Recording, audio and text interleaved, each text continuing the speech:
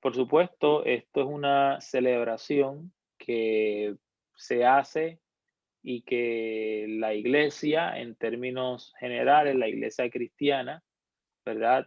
Celebra desde hace muchos años.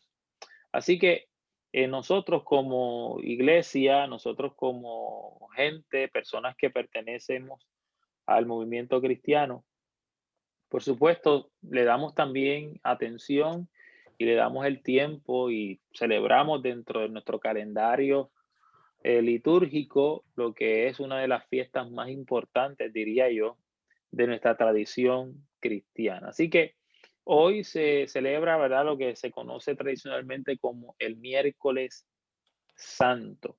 Y déjenme hacerle una pequeña cronología de lo que ocurrió esa última semana de Jesús. Es muy interesante porque esa última semana de Jesús fue una semana muy caótica, una semana bastante activa, pasaron muchas cosas, muchos detalles que hay en los evangelios que a veces nosotros pasamos por alto y a veces, ¿verdad?, no le damos la atención necesaria.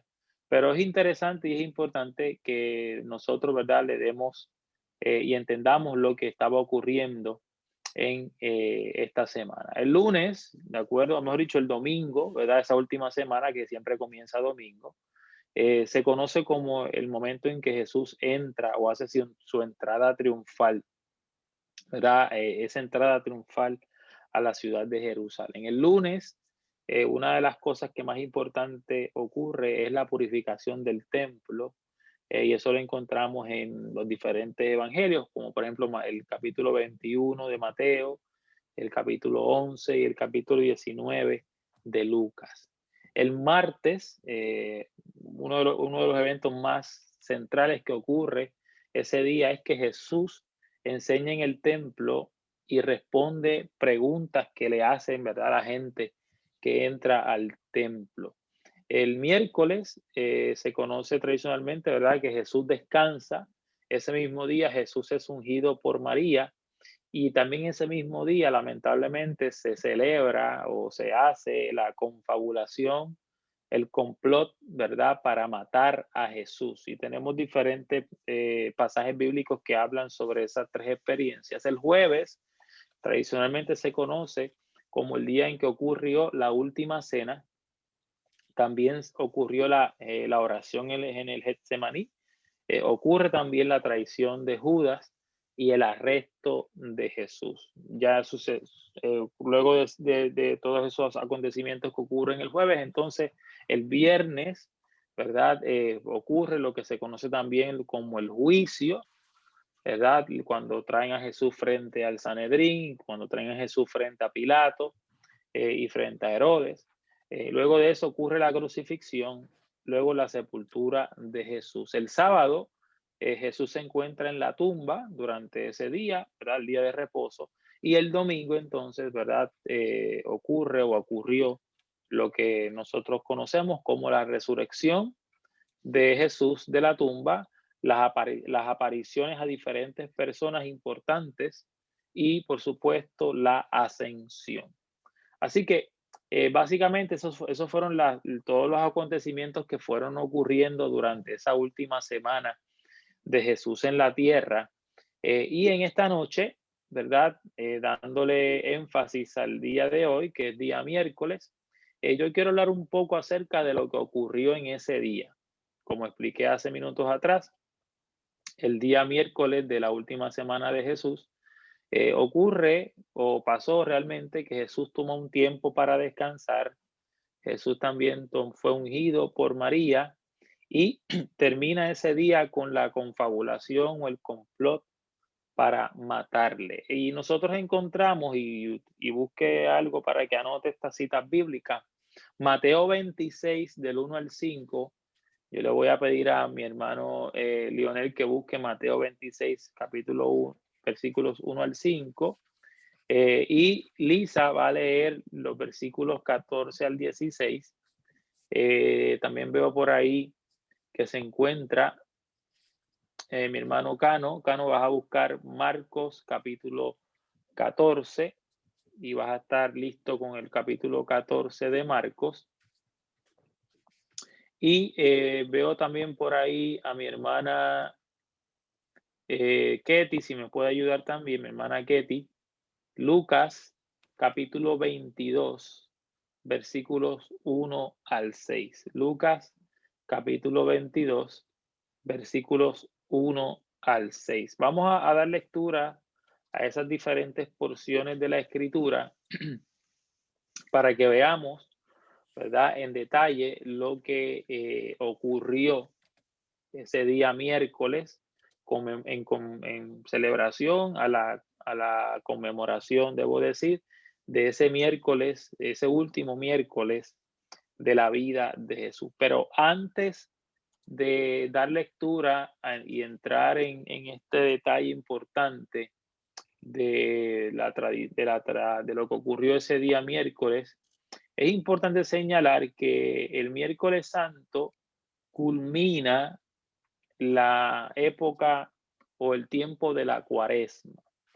Se cumplen ya los 40 días antes de que se celebre la Pascua, antes de que se celebre esos últimos 3 días, ¿verdad? Que conmemoran y que son parte de los 3 días más difíciles de la vida de Jesús, donde lo traicionan, lo asesinan y es sepultado y luego, ¿verdad? Con gloria, pues resucita al tercer día después de su muerte. Así que eh, son los acontecimientos que ocurren, como dije hace minutos atrás, hoy finaliza realmente, de acuerdo al calendario litúrgico, la cuaresma, y damos comienzo entonces a los 3 últimos días importantes de la vida de Jesús. Realmente 2 días, ¿verdad? Porque lo crucifican el viernes, pero se tiene que también contar el sábado y el domingo como parte de esos últimos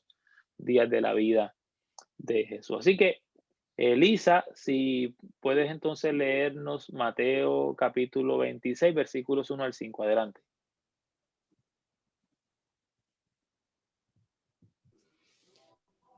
Ok, leemos en el nombre del Padre, del Hijo y del Espíritu Santo.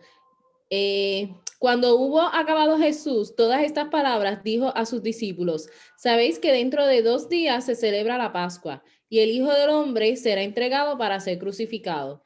Entonces los principales sacerdotes, los escribas y los ancianos del pueblo se reunieron en el patio del sumo sacerdote llamado Caifás y tuvieron consejo para prender con engaño a Jesús y matarle. Pero decían: no durante la fiesta, para que no haga alboroto en el pueblo. Muy bien, gracias, Lisa. Si también puedes dar El 6. lectura al 6, sí. Ok. Y estando Jesús en Betania, en casa de Simón el leproso, vino a él una mujer con un vaso de alabastro de perfume de gran precio y los derramó sobre la cabeza de él, estando sentado a la mesa. Excelente. Gracias, Lisa. Aquí nosotros vemos en estos versículos que nuestra hermana Lisa acaba de dar lectura, vemos cómo ya se está confabulando y cómo se está preparando el escenario para ir detrás legalmente, porque si nosotros hacemos un poco de historia, antes de que ocurriera esto, ya Jesús venía siendo perseguido. Recuerden todas las acusaciones, recuerden todos los momentos en que los fariseos le preguntaban, lo molestaban, lo intimaban.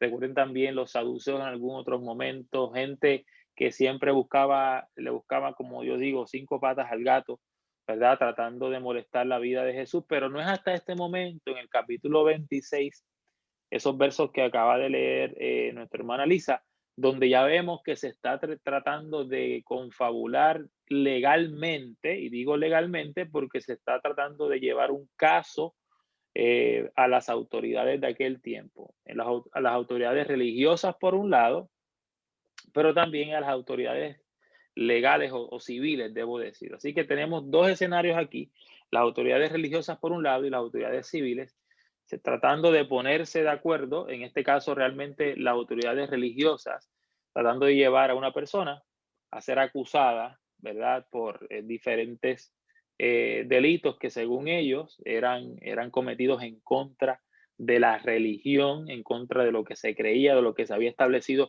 hasta este tiempo histórico. Pero aquí nosotros vemos que comienza este escenario para el arresto y la crucifixión de Jesús. Mateo nos da esta explicación, especialmente cuando nosotros leemos ese primer texto, eh, cuando hubo cuando hubo acabado Jesús todas estas palabras, dijo a sus discípulos: sabéis que dentro de 2 días se celebrará la Pascua y el Hijo del Hombre será entregado para ser crucificado. Sabéis que dentro de 2 días, ¿verdad? Eso es una expresión muy fuerte.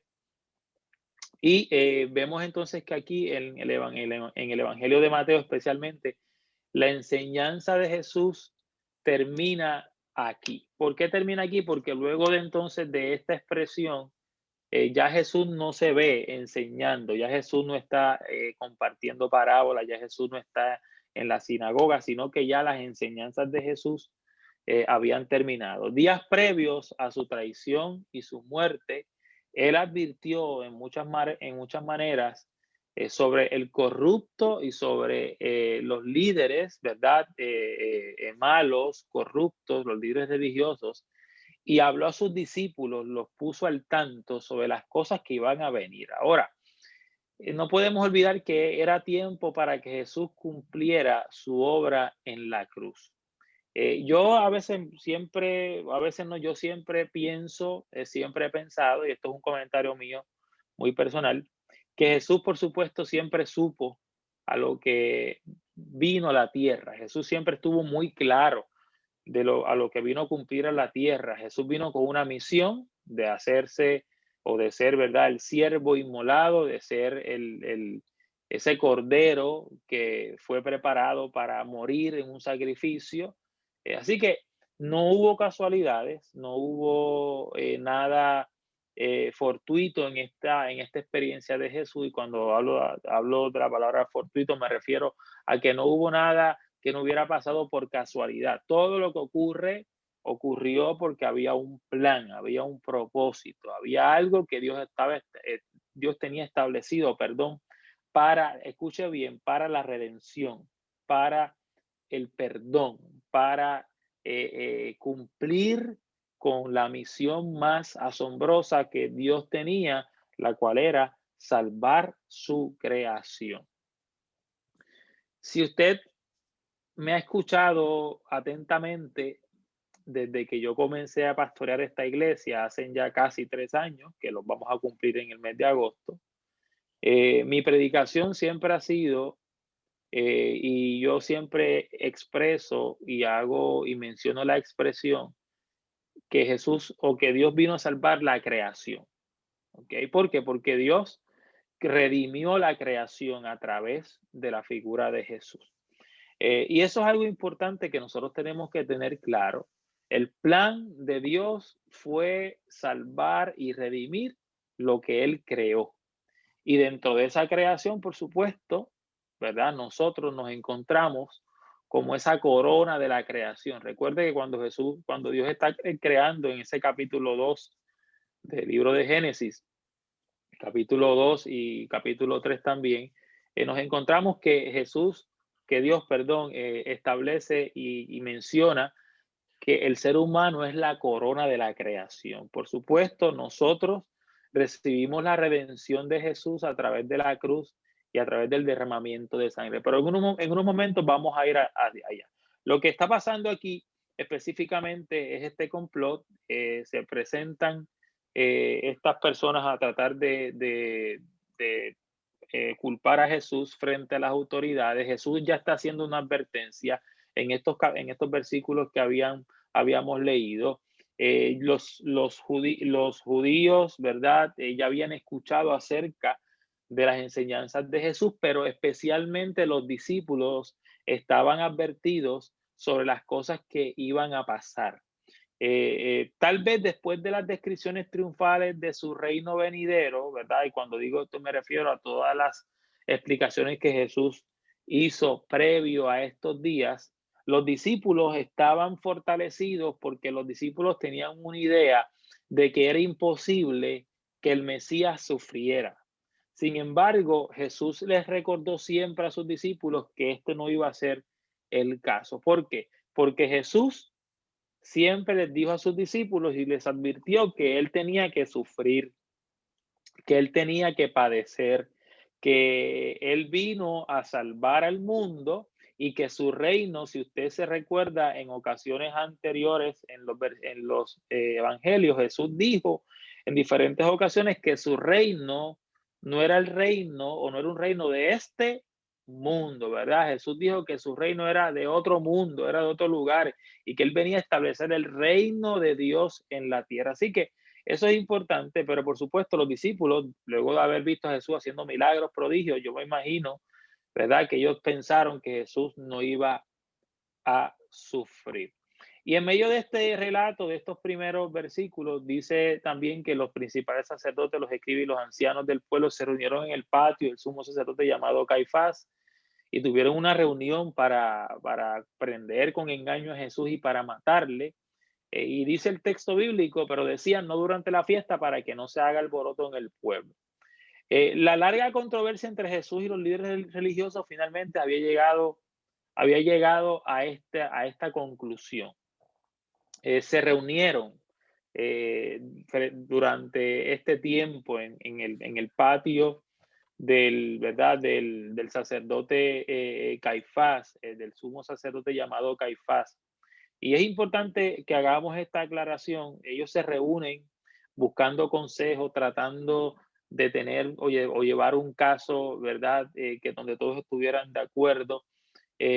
Así que del sumo sacerdote Caifás nosotros podemos decir lo siguiente, y esto es un punto histórico y escuche bien. Anás fue depuesto por las autoridades seculares en el año 15 después de Cristo y reemplazado por Caifás, quien vivió y dirigió hasta su muerte en el año 36 después de Cristo.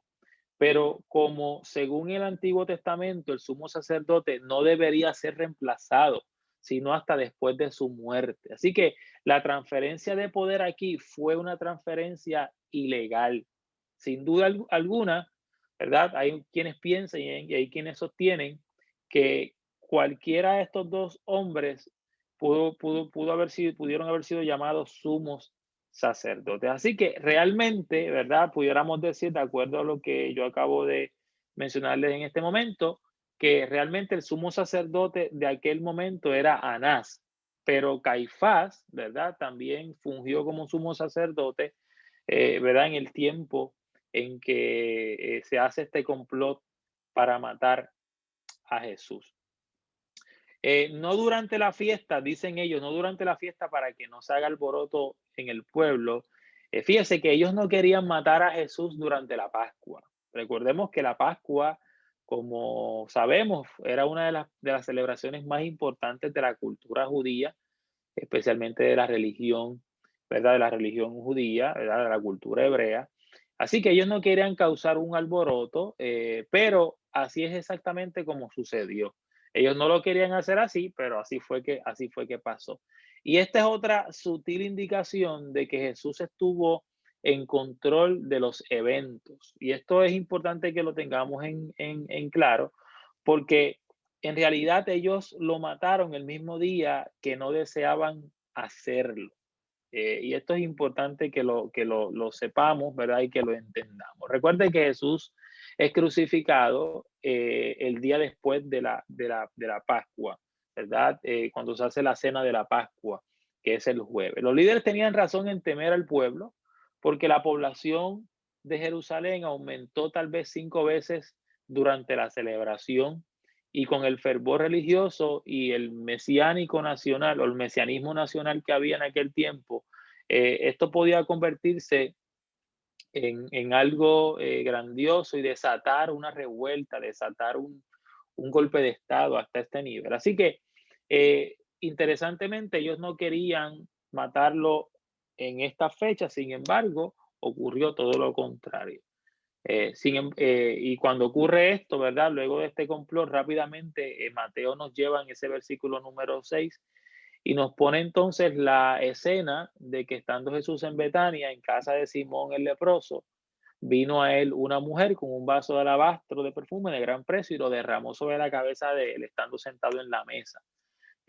Claro, sigue dando una explicación más importante Mateo en esos versículos, pero lo que quiero subrayar en esta acción de ese versículo número 6 es lo siguiente, que un vaso de alabastro de perfume era algo importante en la época. De acuerdo a la tradición, se conoce que, de acuerdo a Juan capítulo 12, que esta mujer era María, la hermana de Lázaro y Marta.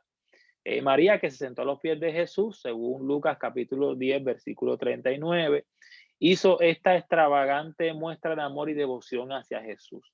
Eh, claro, esto se toma también como un acto, pudiéramos decir, un acto profético, donde Jesús está siendo ungido, donde Jesús está siendo separado para algo importante. El vaso de alabastro, en términos históricos, no tenía agarraderas y era un frasco con un cuello largo que cuando era quebrado, o sea, se quebraba, perdón, para que su contenido o para lo que había dentro se pudiera utilizar. ¿Por qué? Porque podemos deducir justamente que en este momento, cuando se hace este ungimiento de parte de María, lo que había dentro de este alabastro era algo costoso, era un perfume costoso. Y interesantemente, mire, según la historia y según la cultura, las mujeres judías de aquel tiempo vestían comúnmente un vaso de perfume suspendido de una cuerda alrededor del cuello.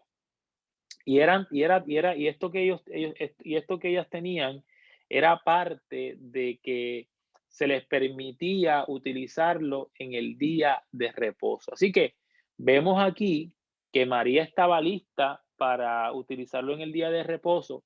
Sin embargo, ¿qué pasó? Se adelantó, porque la tradición decía que lo podía utilizar el día de reposo, pero no, ella rompió la tradición, ella se adelantó al día de reposo y ella, reconociendo que ese Jesús era el Hijo de Dios y era el Mesías, ella tomó el tiempo y tomó ese perfume de alabastro para derramarlo sobre Jesús y ungirlo, ¿verdad? Como un acto de representación y como un acto hermoso. Por supuesto, no vamos a entrar en los otros aspectos que dice el texto bíblico, pero entonces vamos a dar lectura a los siguientes versos. Si no me equivoco, se los asigné a Lionel, ¿verdad, Lionel? Sí, sí, que adelante.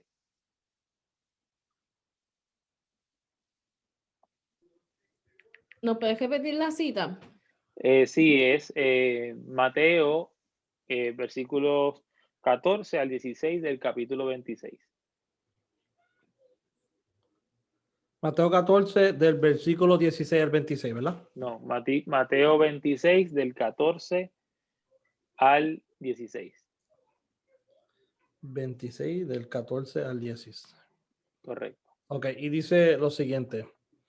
Entonces, uno de los 12, que se llamaba Judas Iscariote, fue a los principales sacerdotes y les dijo: ¿qué me queréis dar? Y yo los entregaré. Y ellos le asignaron 30 piezas de plata y desde entonces buscaba oportunidad para entregarle.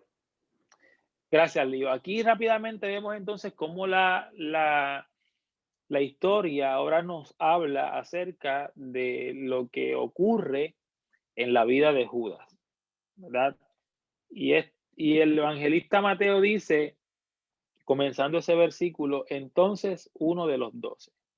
Y eso es importante que lo tengamos claro porque aquí estamos viendo que el evangelista está haciendo énfasis en uno de quién, en uno de sus discípulos, en uno de los que estaba cerca de Jesús, en uno de los que caminó con Jesús, en uno de los que experimentó los milagros de Jesús, o sea, no en alguien fuera, sino en alguien de adentro. Paréntesis, la traición duele más cuando se recibe de alguien de adentro que más de alguien de afuera. Yo creo que todos nosotros aquí en algún momento hemos sido quizás, debo decir, traicionados por alguien y verá que es un sentimiento difícil, es un sentimiento feo, uno se siente frustrado, desanimado.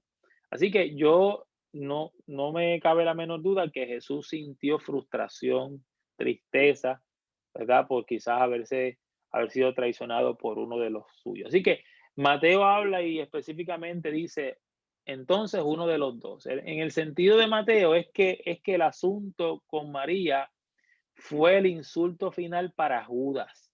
¿Por qué?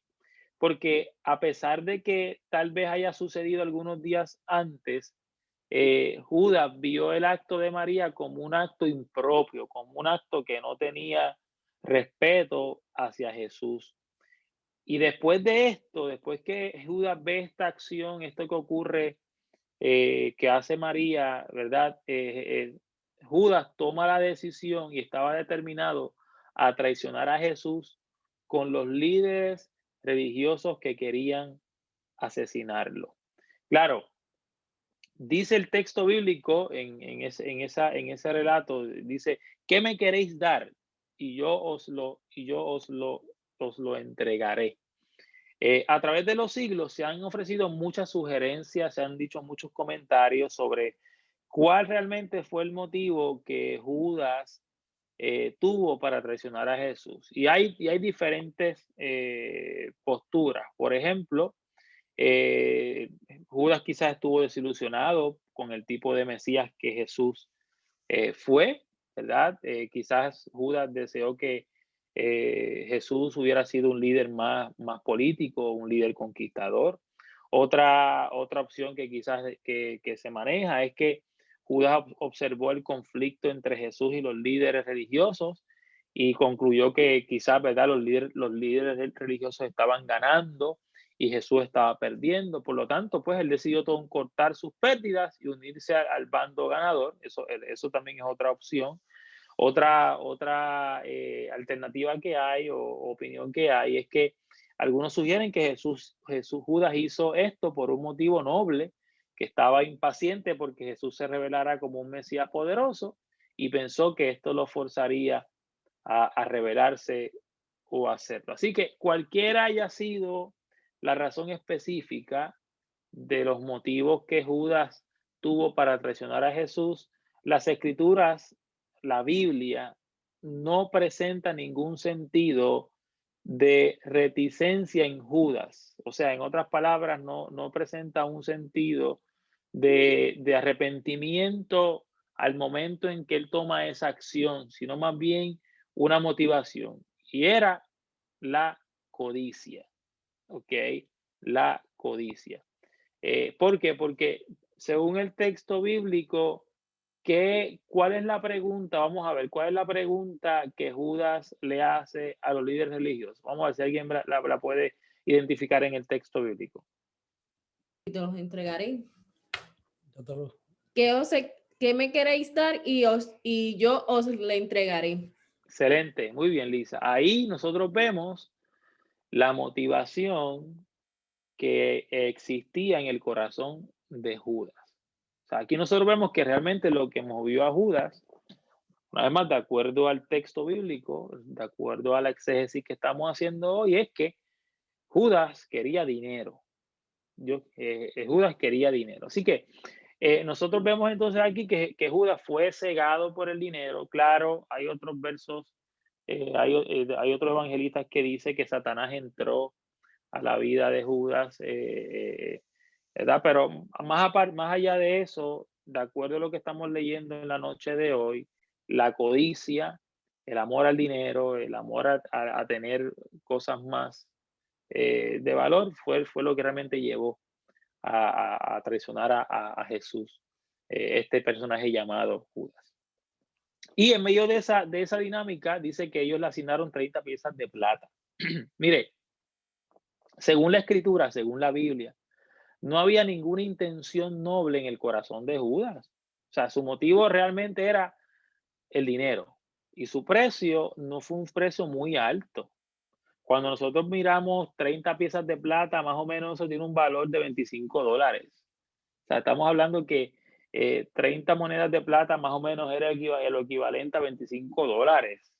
O sea, eso es nada, eso es una miseria, eso no tiene ningún sentido que alguien entregue a una persona por $25. Ahora, específicamente, las 30 piezas de plata nos pudiera decir a nosotros, o pudiera determinar, perdón, que era, o que fue una pequeña cantidad, que fue poco dinero, que no fue una cantidad grande.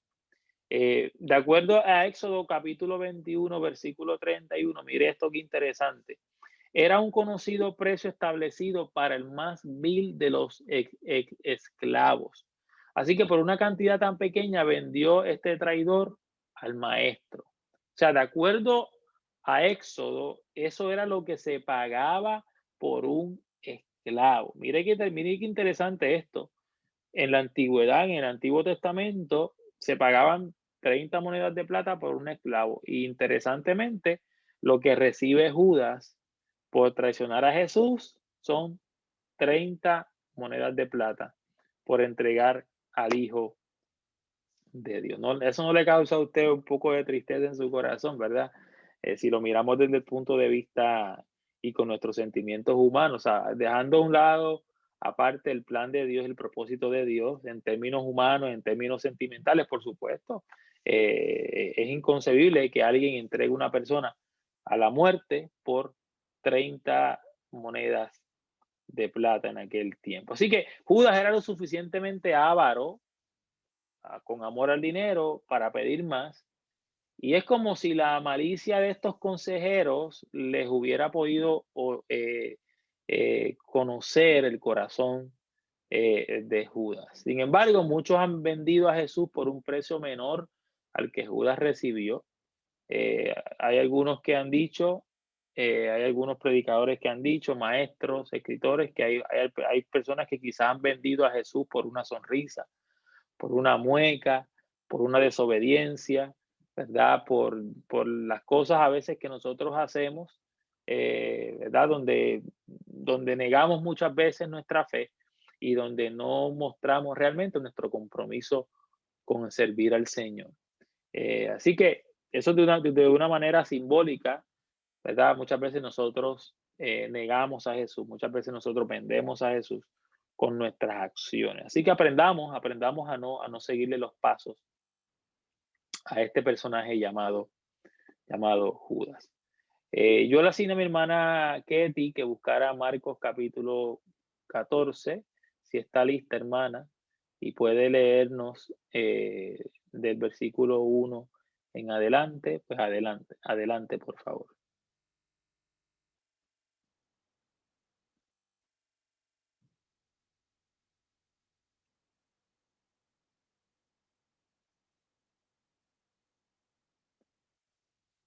Recuerde de mutear su micrófono, si puede, hermana.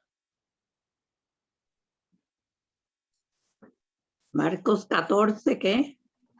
14, 1 en adelante. Del 1 en adelante. Correcto. 2 días después de la Pascua y la fiesta de los panes sin levadura,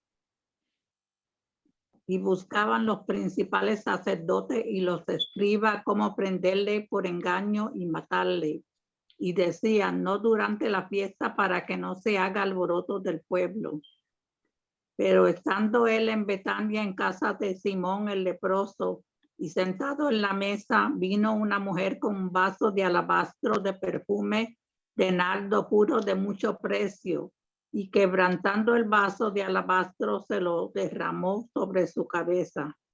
Y hubo algunos que se enojaron dentro de sí y dijeron, ¿para qué se ha hecho este desperdicio de perfume? Porque podría haberse vendido por más de 300 denarios y habérselos dado a los pobres. Y murmuraban contra ella. Pero Jesús dijo, dejadla, porque la molestáis. Buena obra me ha hecho. Y siempre tendréis a los pobres con vosotros, y cuando queréis le podréis hacer bien, pero a mí no siempre me tendréis. Hasta ahí, hermana. Hasta el 7. Gracias. Muchas gracias, hermana Ketty.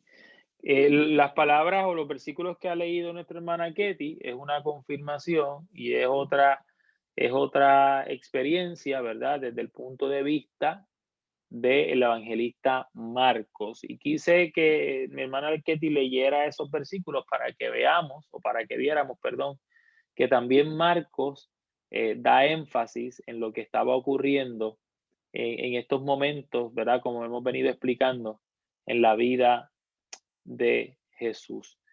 Así que nos encontramos entonces en este proceso donde Jesús entonces está siendo traicionado por Judas específicamente.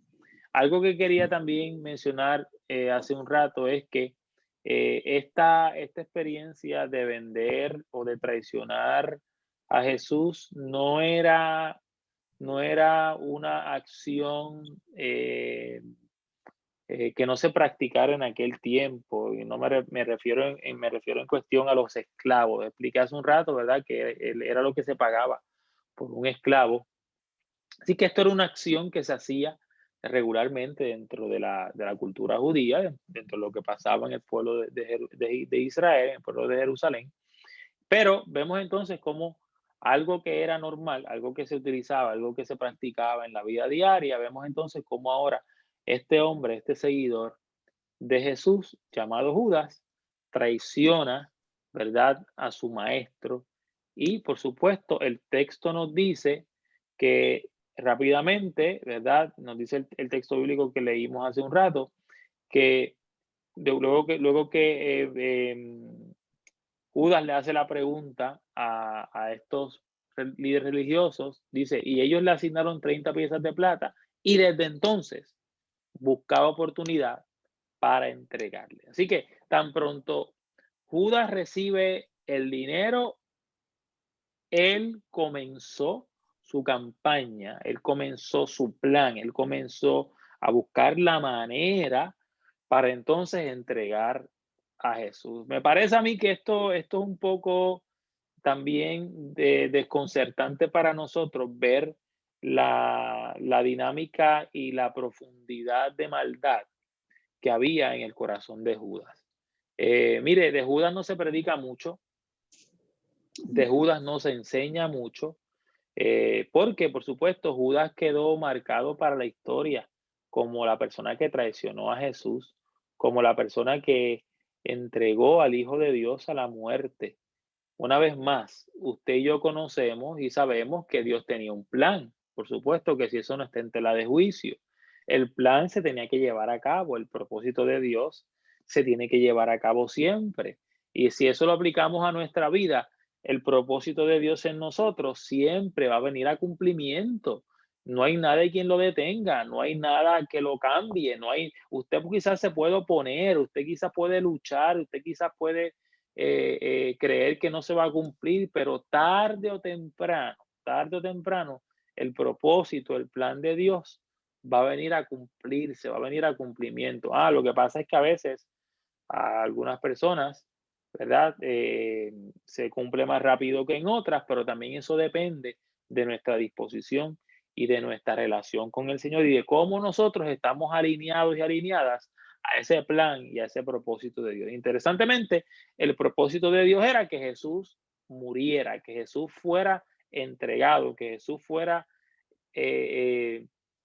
crucificado en esa cruz. Claro, hay muchos detalles que no vamos a tocar en esta noche, que pudiéramos quizás tocar en un estudio bíblico más profundo, como por ejemplo, por qué en la cruz, como por ejemplo, por qué esa fue la manera en que se mató a Jesús. Bueno, hay diferentes puntos de vista, pero por lo menos en términos históricos, nosotros conocemos que la pena de muerte en aquel tiempo era la crucifixión y era una pena de muerte que se utilizaba el Imperio Romano. Recordemos que el Imperio Romano era quien estaba a cargo del país de Jerusalén, y Jerusalén o Israel era una colonia, ¿verdad? Estaba bajo el dominio de el Imperio Romano. Así que las leyes romanas se practicaban, se establecían dentro de este país. Así que Jesús entonces es entregado, ¿verdad? Jesús entonces, mejor dicho, es traicionado. Y entonces esto nos mueve en nuestra discusión a lo que ocurre luego en ese mismo capítulo 26, lo que viene ocurriendo en los versículos 16 en adelante, o versículos de 16 en adelante, luego de los versículos que mi hermano Lionel dijo. ¿A quién le asigné Lucas 22, 1 al 6? Creo que fue a Cano, ¿verdad, Cano? Si estás listo, adelante. Si no, pues me dice para yo leerlo. Yo tenía el 14 acá, pero I can look it up. Okay, look it up. Go ahead. Lucas 22, del 1 al 6.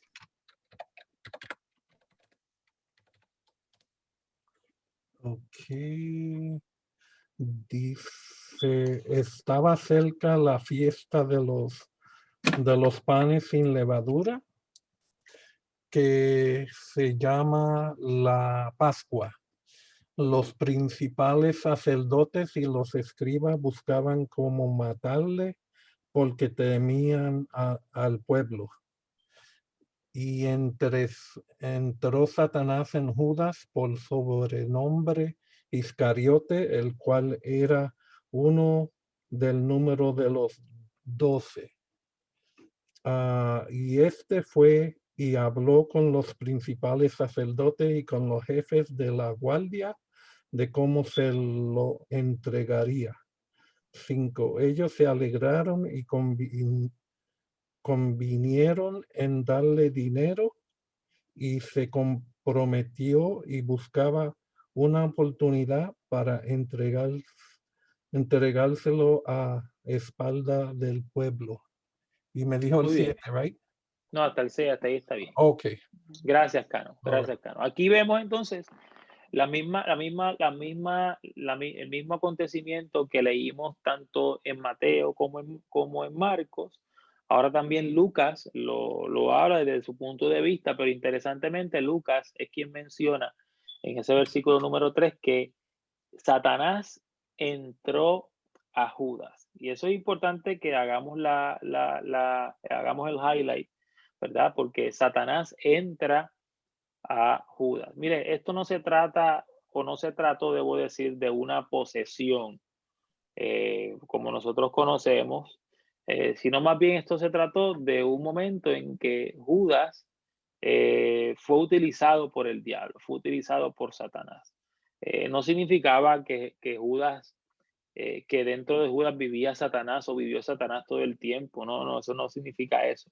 Vuelvo y repito, lo que significó fue que en este momento particular, Satanás utilizó a Judas. Y pues por supuesto tuvimos entonces ese desenlace tan triste que es la entrega de Jesús. Pero mire, rápidamente entonces el texto bíblico en este capítulo número 22 de Lucas, del 7 en adelante, dice que llegó el día de los panes sin levadura, en el cual era necesario sacrificar el cordero de la Pascua. Interesantemente, la fiesta de los panes sin levadura, en esa fiesta era necesario sacrificar el cordero de la Pascua. Yo pregunto en esta noche, Jesús, ¿qué representó con su muerte? Vamos a ver. A Jesús se conoce como el Cordero, muy bien, como el Cordero, gracias hermana Ketty, como el Cordero que quita el pecado del mundo. Interesantemente, y como mencioné al principio de esta clase, recuerde y piénsenos, que no se le olvide este detalle, recuerde que los líderes religiosos no querían matarlo en los días de la Pascua, para que no se creara un problema, un revolú, un salpa afuera, sino que ellos querían matarlo, por supuesto, hacer este complot, pero que fuera después de esta festividad importante para el pueblo judío. Sin embargo, nos dice aquí entonces Lucas, en este versículo 7 que estamos leyendo, que llegó el día de los panes sin levadura, en el cual era necesario sacrificar el cordero de la Pascua. Recuerde que estas palabras de Lucas aquí en el versículo 7 son el resultado de una celebración religiosa, cultural del pueblo.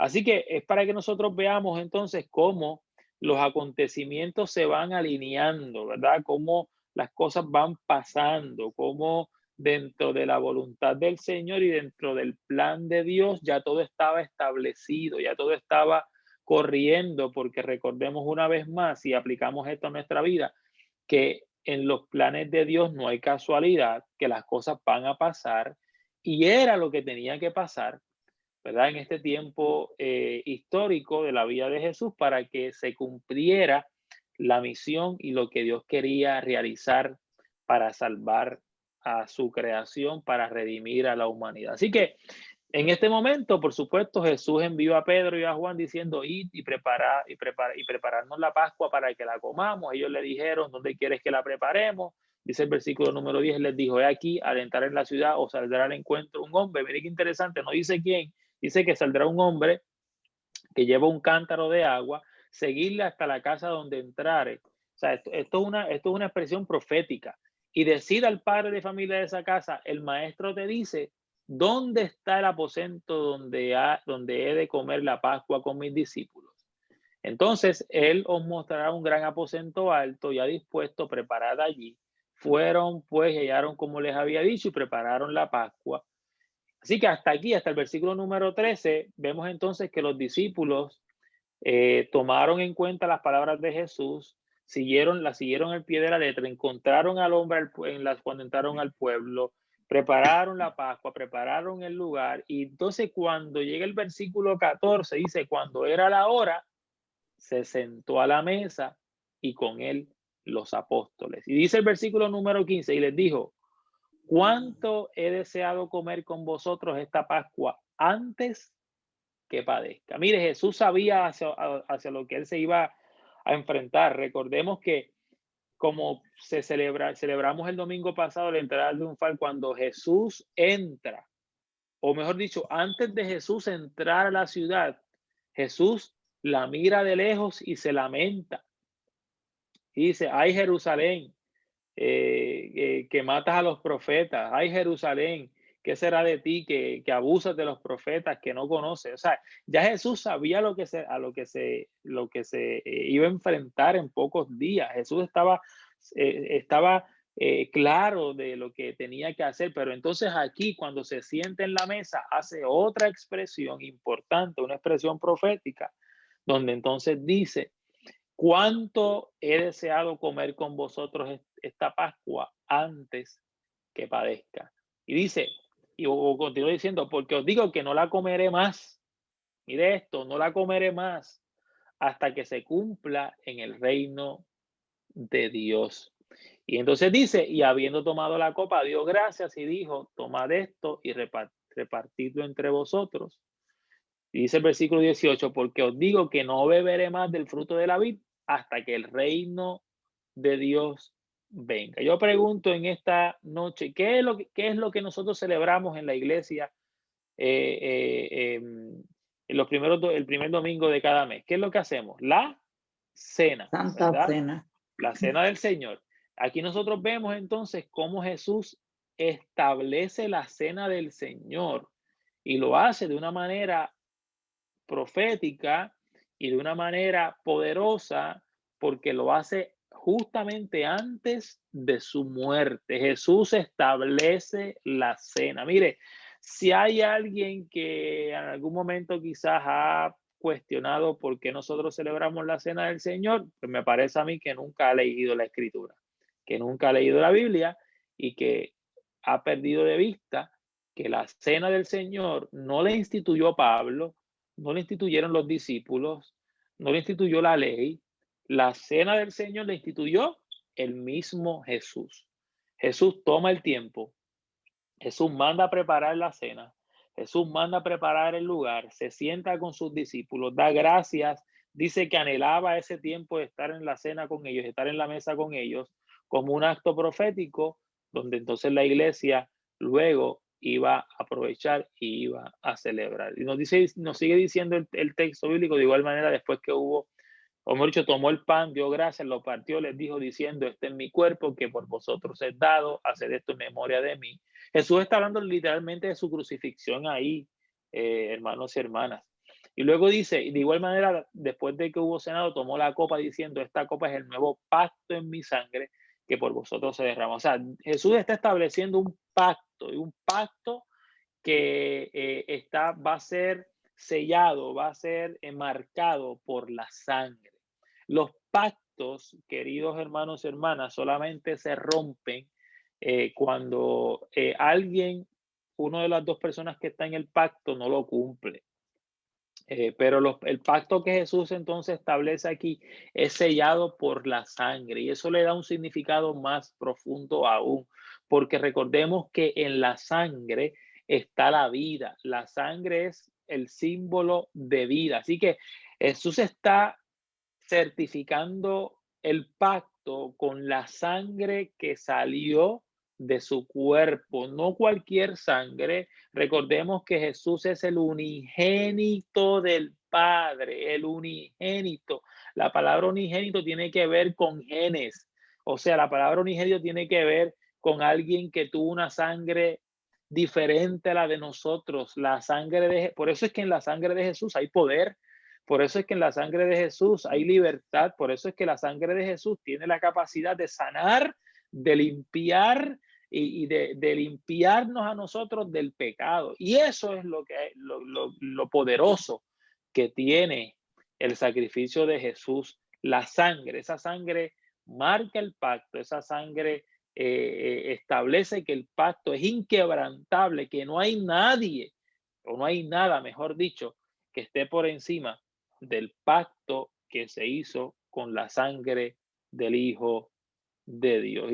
Y sigue diciendo entonces ahí, en ese versículo, versículo 21, mas he aquí la mano del que me entrega está conmigo en la mesa. Luego de que Jesús hace esa expresión tan poderosa de la sangre, de la cena, entonces dice, hay alguien aquí que está conmigo en la mesa. Y dice el versículo 22, la verdad, el Hijo del Hombre va según lo que está determinado. O sea, en otras palabras, el plan de Dios se va a cumplir. Ya hay un plan que es inquebrantable, que no se puede cambiar. Pero dice el versículo 22, la segunda parte del versículo dice, pero, y mire, cuando hay un pero, siempre las cosas se ponen difíciles. Cuando hay un pero, las cosas cambian, ¿verdad que sí? Y aquí vemos que Jesús dice, pero hay aquel hombre por quien es entregado. La expresión de Jesús aquí entonces nos muestra que realmente había una consecuencia fuerte para la persona que lo entregara. Claro, rápidamente que Jesús dice estas palabras o esta expresión, nos dice el versículo 23, entonces ellos comenzaron a discutir entre sí quién de ellos sería el que había de hacer esto. Mire, yo me imagino, la Biblia no lo dice, pero yo me imagino que tan pronto Judas escuchó estas palabras de Jesús, su espíritu salió de su cuerpo. Este hombre tuvo que haber sentido la culpabilidad más grande del mundo. Este hombre tuvo que haber sudado frío. Este hombre tuvo que haber temblado hasta las orejas, las rodillas. Tuvo que haber sentido miedo. Este hombre tuvo que haber sentido una presión tan brutal, tan fuerte. Claro, que él en ese momento, me imagino que sus ojos fueron abiertos y dijo, ¿qué yo he hecho? ¿Qué yo estoy haciendo? Sin embargo, una vez más, la codicia había cegado el corazón de Judas y Satanás había entrado en él. Para ir resumiendo entonces lo que está ocurriendo aquí, ¿verdad? Porque ya conocemos la historia. Luego en ese mismo capítulo hay una discusión acerca de la grandeza en el servicio. En ese mismo capítulo entonces hay una expresión sobre cuando por ejemplo, Jesús anuncia que va a ser también negado por Pedro. Pedro tampoco se queda atrás. Hay otra expresión, otra discusión acerca de aquellas personas que tienen que predicar el evangelio. Jesús ora en el Getsemaní. Nos dice el texto bíblico que lágrimas, gotas de sangre, perdón, salen de su cuerpo. Hay una presión tremenda sobre la vida de Jesús, es de noche, hasta que entonces nos lleva la historia al arresto de Jesús en los versículos 47, y con esto voy a terminar. Dice el versículo 47 que mientras él aún hablaba, o sea, mientras él aún oraba, es lo que quiere decir el texto bíblico, mientras él aún oraba, se presentó una turba, un grupo de personas, y el que se llamaba Judas, uno de los 12, iba al frente de ellos y se acercó hasta Jesús para besarle. Entonces Jesús le dijo, Judas, con un beso entregas al Hijo del Hombre. Y dice el versículo 49, viendo los que estaban con él lo que había acontecido, le dijeron, Señora, heriremos espada, o sea, nos vamos a defender. Y rápidamente uno de ellos hirió a un siervo del sumo sacerdote y le cortó la oreja derecha. Entonces Jesús respondió y dijo, basta ya, dejad, y tocando su oreja le sanó. Mire, aquí entonces ocurre el arresto de Jesús. Por supuesto, ya Judas trae a culminación el plan que tenía. Le entrega a los líderes religiosos a Jesús por 30 monedas de plata. Jesús lo cuestiona.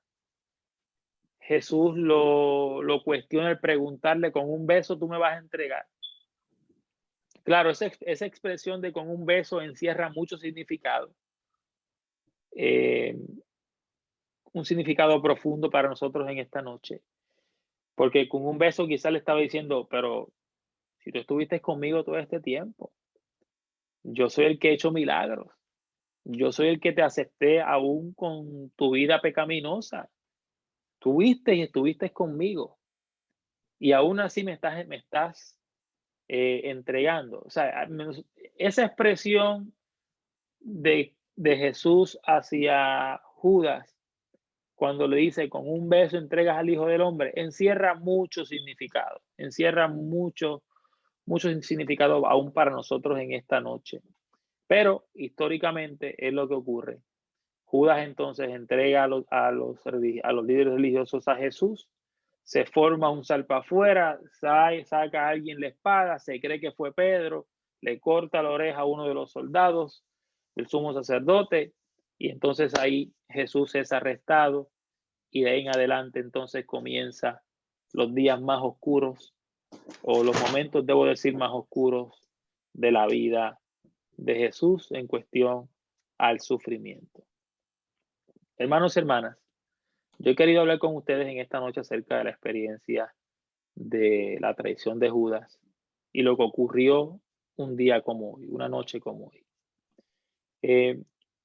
Preparémonos para hacer memoria y conmemorar realmente lo que estamos celebrando.